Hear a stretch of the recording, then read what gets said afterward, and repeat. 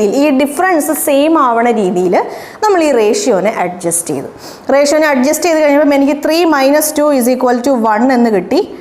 1 = 5 എന്ന് എനിക്ക് പറയാൻ പറ്റും. 1 = 5 എന്ന് എനിക്ക് പറയാൻ പറ്റും. ക്ലിയർ ആയല്ലോ? യെസ്. ഇനി സോ എനിക്ക് എന്ത് കിട്ടി? 1 = 5 എന്ന് കിട്ടി. സോ എൻ്റെ ഇവിടുത്തെ റേഷ്യോ എന്താണ്? എൻ്റെ മുകളിലത്തെ റേഷ്യോ 3:5:7 ആണ് നമ്മളോട് കണ്ടുപിടിക്കാൻ പറഞ്ഞത്. Total number of employees in the year 2021 ആണ്.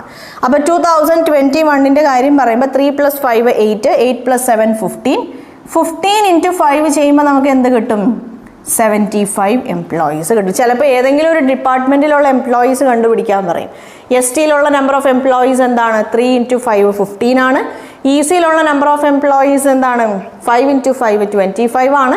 7 × 5 35 ആണ്. സോ എന്താണോ നിങ്ങളോട് കണ്ടുപിടിക്കാൻ പറഞ്ഞ് അതിനനുസരിച്ച് വാല്യൂസ് സബ്സ്റ്റിറ്റ്യൂട്ട് ചെയ്യുക. ഇൻ കേസ് നിങ്ങളോട് 2022 ഉണ്ടായിരുന്ന നമ്പർ ഓഫ് എംപ്ലോയീസ് കണ്ടുപിടിക്കാൻ പറഞ്ഞു. 2022 ഉണ്ടായിരുന്ന നമ്പർ ഓഫ് എംപ്ലോയീസ് കണ്ടുപിടിക്കാൻ പറഞ്ഞാൽ ഈ വാല്യൂ എടുക്കാം. 2 + 4 എന്താണ്? 6 ആണ്. 2 + 4 ഈ റേഷ്യോ അല്ല എടുക്കേണ്ടത്, ഈ റേഷ്യോ ആണ് എടുക്കേണ്ടത്. കാരണം നമ്മൾ ഈ റേഷ്യോ ആണ് നമ്മുടെ ആ റേഷ്യോയുടെ ഡിഫറൻസ് സെയിം ആക്കുന്ന രീതിയിൽ നമ്മൾ അഡ്ജസ്റ്റ് ചെയ്ത റേഷ്യോ ആണ് എടുക്കേണ്ടത്. ഇതല്ല എടുക്കേണ്ടത്. ഇതെടുത്താൽ കിട്ടുന്ന വാല്യൂ റോങ് ആയിരിക്കും. Okay, yes. ഇവിടെ നോക്കിക്കോളൂ. 2 4 6 2 + 4 6 ആണ്. 6 + 6 12 ആണ്.